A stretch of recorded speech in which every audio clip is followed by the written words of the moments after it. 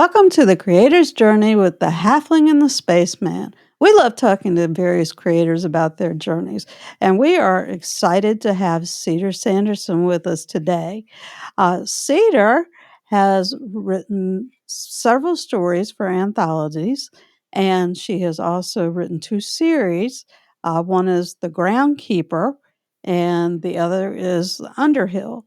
And in besides just being a writer, not just being a writer, but being a writer, she's also a graphic designer and an artist. Welcome, Cedar. Thank you for having me on. And Well, ignore the cat calisthenics in the background. I'm sorry about that. that's okay. We have our own cat. She's not much into calisthenics, but she. No, she's into catrobatics. Okay, it's already starting. Yeah, yes. This is going to be good. Good. So, no, Uh, I'm very happy to join you guys. And yes, I actually started out as a performance artist. And I was a professional face painter and balloon twister for almost 16 years. And did a what? little bit of comedy magic in there, some bits of business.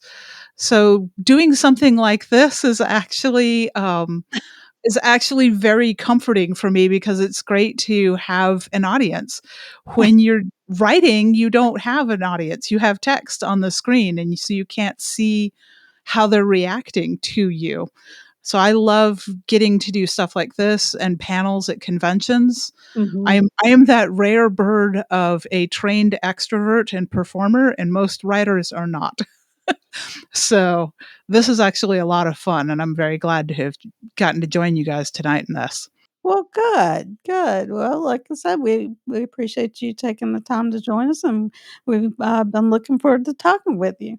Um, so let's go ahead and get the ball rolling, and tell us a little bit about yourself. And you've already sort of gotten us started on this, but what at what age did you start writing or decide that you wanted to write seriously? And the other piece of that is because you are an artist and you're also a graphic designer.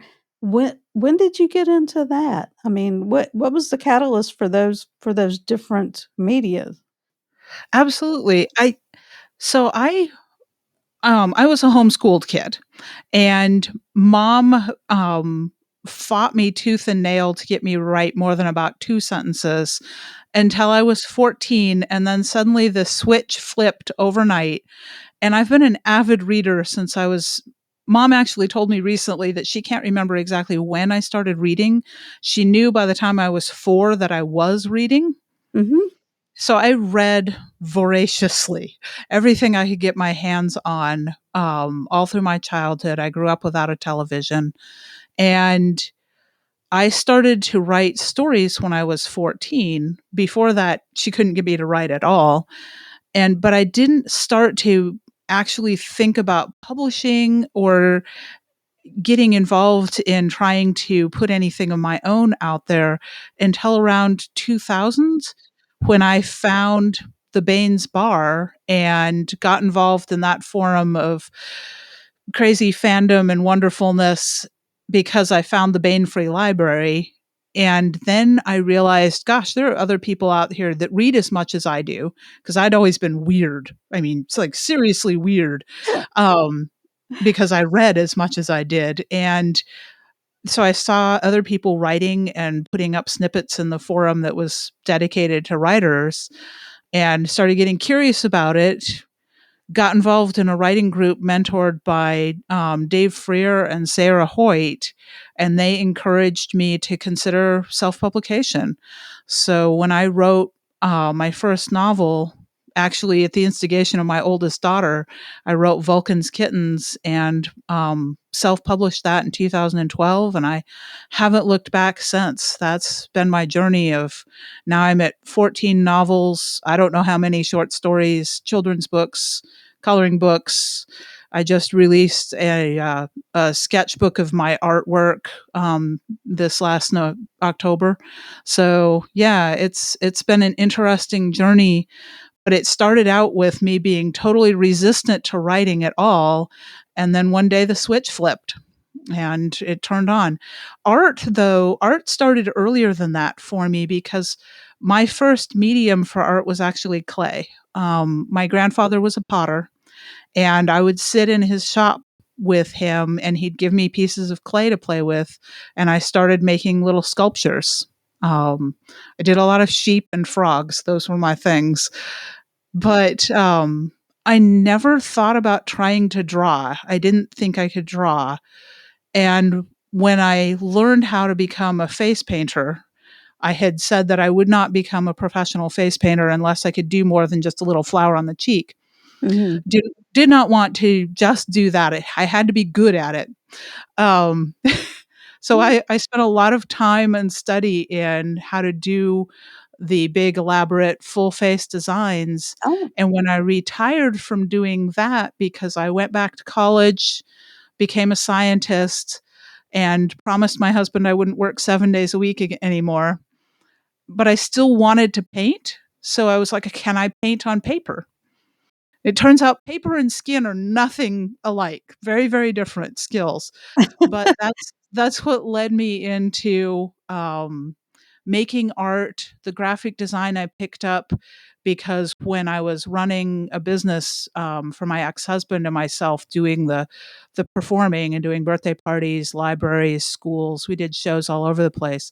I had to learn the graphic design to do brochures and pamphlets and the whatever signs or whatnot we needed for the shows that we did.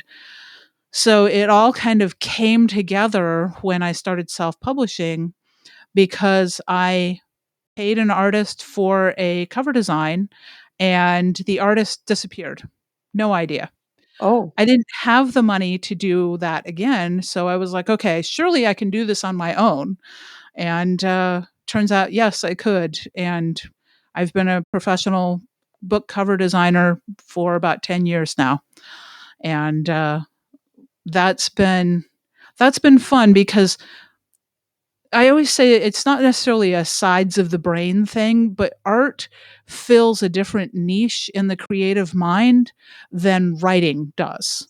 Mhm. So I can make art on days that I cannot make words because I'm upset or there's some stress in my life. I can still draw, I can still make the visual art happen, but the words don't string themselves together into what I would be willing to put into a story, Mhm. if that makes any sense. So it's very different parts of the mind, and I'm really grateful that I have both of them because it lets me, if I have an off day, I can still do the graphic design and get my work done for that side of the business. Mhm.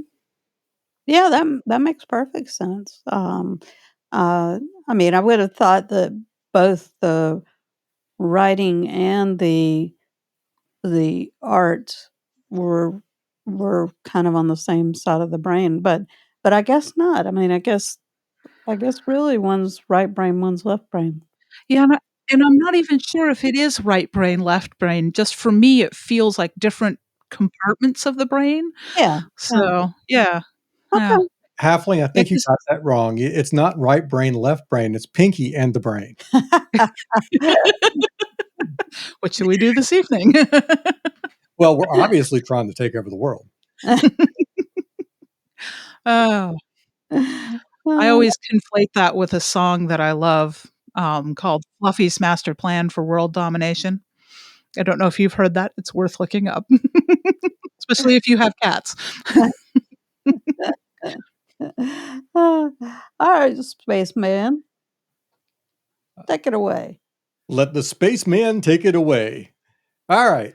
Cedar, what were your earliest fan loves? Tell us all about you geeking out as a young kid and how that led you to become the fantasy, sci-fi creator, author, artist, graphic designer, and face painter and improv that you are today.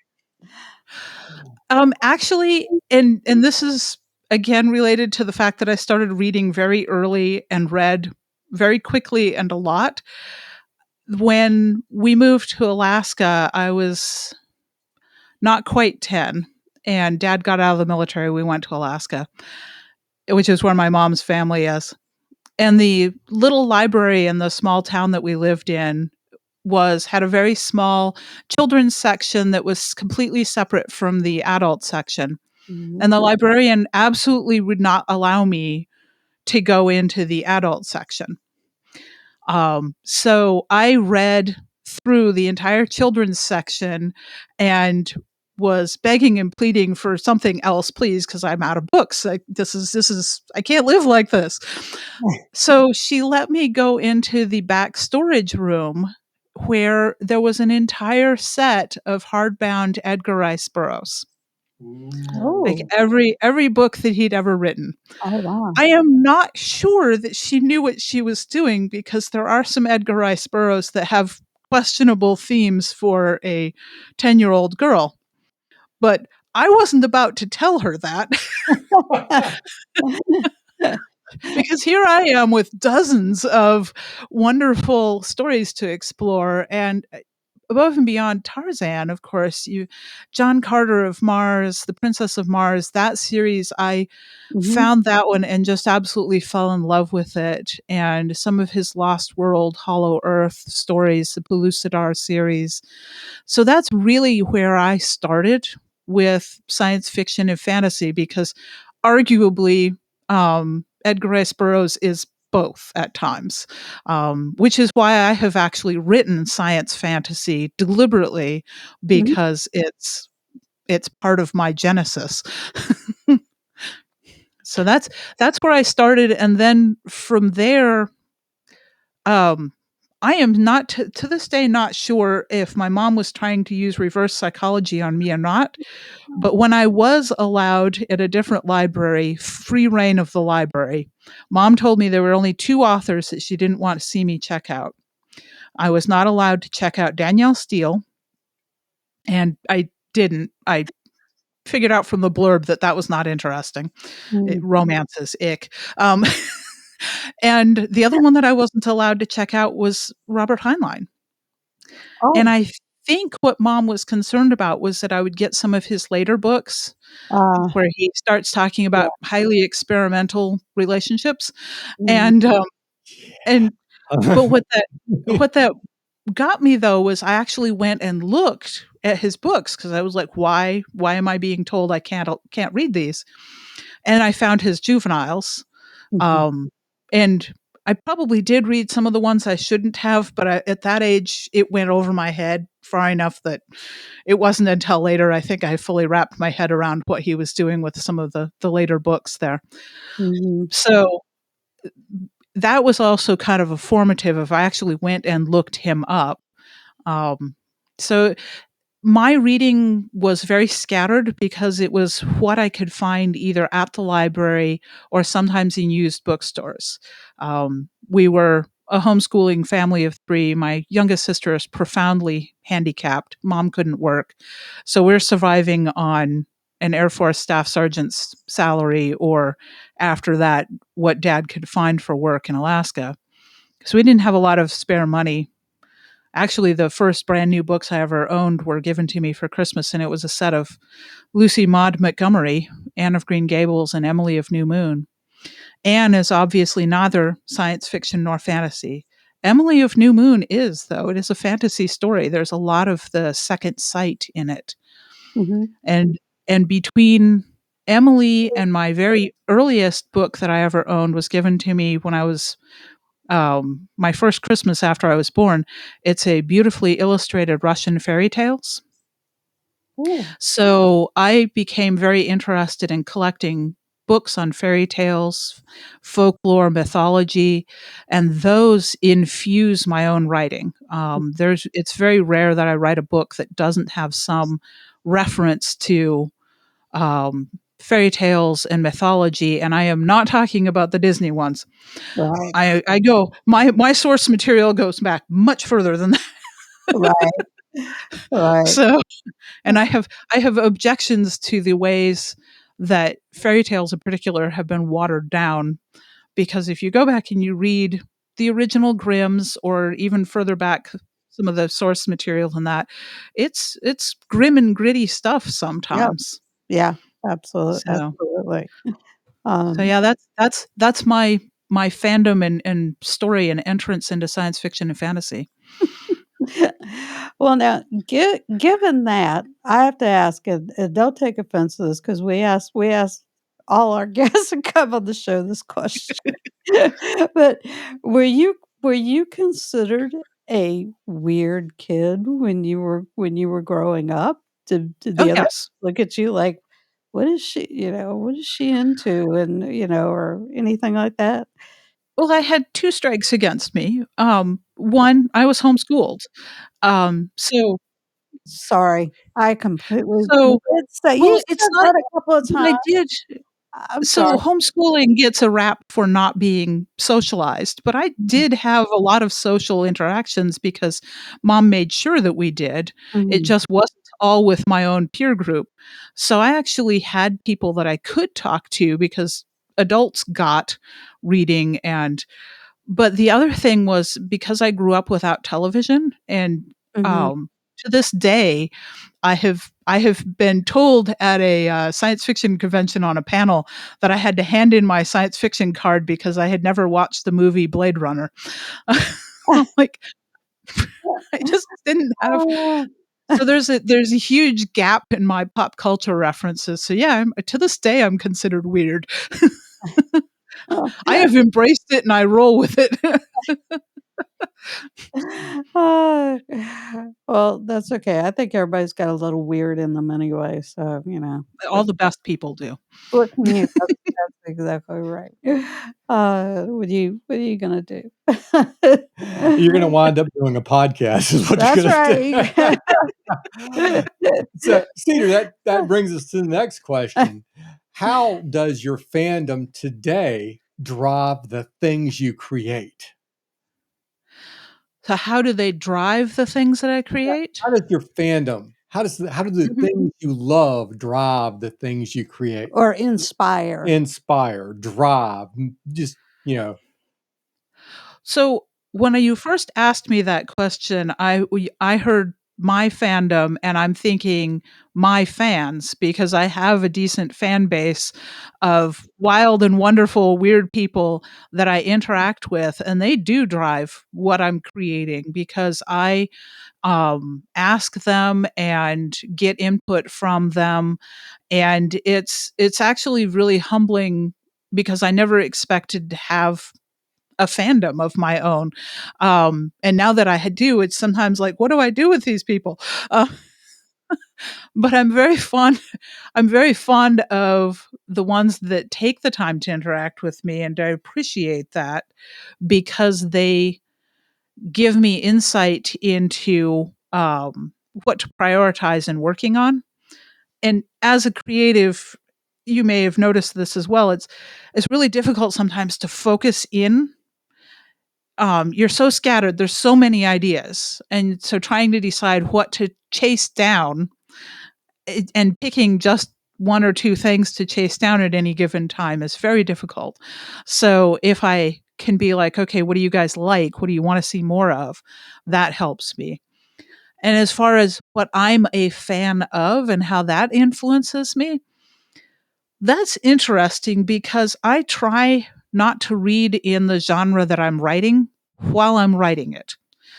I'm of the firm belief that you cannot write a genre well unless you are well versed in that genre, um, because you won't know what the reader's expectations are, so that you can either subvert those or you can play into them. Judicious use of what I call reader cookies and some people call tropes. That actually is really helpful in being mental shorthand so you don't have to spell everything out in a story. Especially if you're writing a short story, you might not have the space to put those words in. So if you know your readers expect certain things, you can take shortcuts. You have to be careful with that because it can be badly done. And I have a tendency not to put everything on the page that's in my head. and my beta readers will get confused, and that helps because it tells me I need to put more on the page. It's So well, it sounds like you've read some of my technical documentation where I write half of the instructions and just assume that people know the other half. You I have written technical documentation, so yes. uh, yeah, it's you know it, so obviously they should know it, right? That's right. You All shouldn't have Right, to spell right. it out. It's a Anyway, go ahead, Yeah, sorry. sorry. but while I'm creating, I will if I'm writing science fiction or fantasy, I tend to read things like cozy mysteries. Of course, now that I'm writing those too, it makes it a little bit more difficult. Maybe I could read the science fiction while I'm writing the cozy mysteries. Uh, There you so so I tend to try not to cross the streams too much with my own fandoms if I'm creating in a specific genre at the time, just because I don't want to inadvertently take something from somebody else's work and put it into my own. So, and that can happen when you're in the flow of things if you're too close to something. It very much can. You don't remember your influences, and suddenly you're writing somebody else's story. Yes. Well, and there's people that do it on purpose. They write fan fiction. I've never written fan fiction, but I understand its purpose. It's like training wheels on your bicycle. And you write fan fiction and you're living in somebody else's world for a while until you learn how to do it yourself. Well, not I don't know. Do most people that write fan fiction, do they aspire to write, you know, Some of them do. And some of them are content to leave the training wheels on. I'm just thinking, I I haven't read much in the way of fanfic, but I'm thinking what I have read, I'm very thankful that that's as far as they wanted to take it Yeah, because I always thought that fan fiction was something you wrote when you were hot for Benedict Cumberbatch. It goes back much further than that, though, because Lois McMaster Bujolt's first Baryar book was fan fiction. It was Star Trek fan fiction, and she filed off the serial numbers and published it as Shards of Honor. So, I mean, it has a long history. It's not something I don't feel comfortable in somebody else's world like that, but I know it's like I hear a lot of discussion over the Jane Austen fanfic, which is a that seems to be published all over the place these days, and I don't read it because I'm honestly not a big Jane Austen fan, but I see a lot of conversation about it and all the different variations of it, and it's interesting and amusing. It's funny you mentioned Jane Austen fanfic because there is a Jane Austen choose your own adventure book called Lost in Austin. And Wow. yeah, Okay. Now so my brain is trying to go there. uh, so yeah, I have not seen a copy of it myself, but I've been told about it from reliable sources. Reliable sources. Oh, well, we might have to get a copy of that. That might be a fun activity to go through. Um, well, Cedar, I wanna do something that may give you a little whiplash. I wanna completely get off of the train that we've been on, okay? And talk about what you may be Halfling, are you saying this podcast is a train wreck? well, we not don't need any rails where we're going. not until just now. I'm getting off the train, so Okay, okay. so it is becoming a train wreck, yes. But no, I was gonna ask you what if you are able to tell us about something that you may be working on now, something that's in the pipeline for you, Yeah, whether absolutely. it's your writing or your art or whatever. So for on the writing front, currently I am working on the third and final book for my space opera trilogy that started with Tanager's Fledglings. So this third book will be Tanager's Fleet, and it is going to wrap up that trilogy while still leaving it possible for me to continue in the universe telling the stories of some of the side characters, because I know my readers want to hear that. That I'm not going to finish it and um, the same with the Underhill series that you'd mentioned at the beginning that I wrote. While that trilogy is complete, there will be other books set in that world and with some of the characters that appeared in those books, because I don't want to do really long open-ended series, although the Groundskeeper seems to be turning into that, since I just released book number 5 in that series, and I don't know how much longer it's going to go on until I'm done with the story, basically, and I don't know when that will be. Um, and as far as the art goes, I have a children's book that I'm just starting working on the illustrations, and that'll be a collaboration with Dave Freer. And so that one's going to be a lot of fun. And the graphic design, always I'm working with Raconteur Press. I handle most of their covers and interior illustrations for the anthologies and novels that come out of Raconteur Press. So that keeps me hopping. That's an always busy thing. But yeah, the art for, because I do art almost every day. It started out when I went back to college as a non-traditional student. The art was my daily sanity check, and I did a lot of doodling and drawing during lectures because it actually helps me focus if I can put structure to what I'm being told.